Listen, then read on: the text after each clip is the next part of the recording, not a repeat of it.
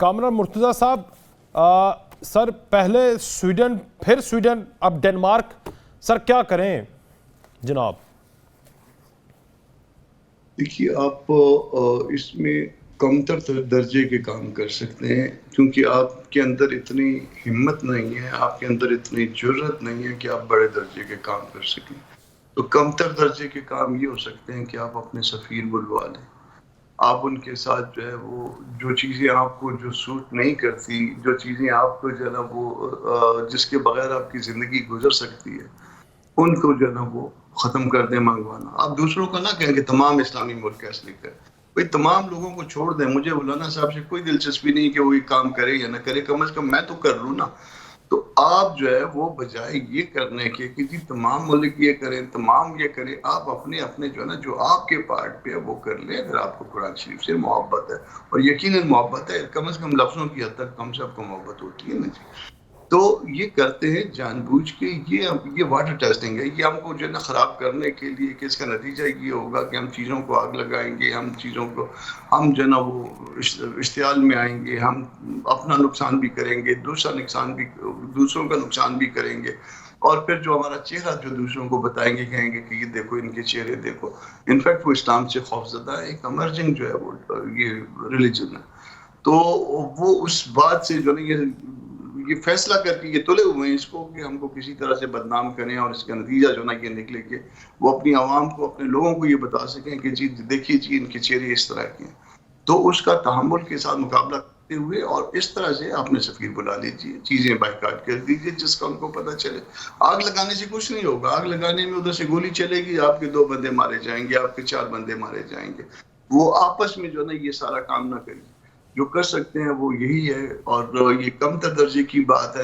You N میں لے آئی، یہ انسانی حقوق کی اس میں تو لے بھی گیا پاکستان شاید، مگر یو این میں بڑے پیمانے پہ بھی لے آئی ہے. جو لوگ اپوز کریں گے کم از کم وہ بھی ایکسپوز ہوں گے، مگر جو نہیں اپوز کریں گے وہ آپ کے سامنے آ جائیں گے. اور اس کا مقابلہ کرنے کے لیے جرم ضعیفی سے نکلی ہے. جرم ضعیفی کی سزا جو ہے وہ صرف موت ہوا کرتی ہے. وہ ہم کو جو ہے نا وہ جرم ضعیفی کے لیے جو ہے نا خراب کیا جا رہا ہے. ٹھیک. تنزیلہ صاحبہ، آپ کیا سمجھتی ہیں؟ 2 دفعہ ایک ہی مہینے میں سویڈن میں قرآن پاک کی بحرمتی اور اس کے بعد ڈنمارک میں 3 واقعات ایک ہی مہینے میں ہوئے. کیا اقدامات آپ کی نظر میں؟ دیکھیے بنیادی طور پر تو جو اسلاموفوبیا ہے وہ ظاہر ہے ایک بہت بڑی حقیقت ہے، اور شاید اس میں جو ایک عنصر ہے پلانڈ ایک پروپیگنڈا کا مسلمانوں کے خلاف، اس کا بھی عمل دخل ہوگا.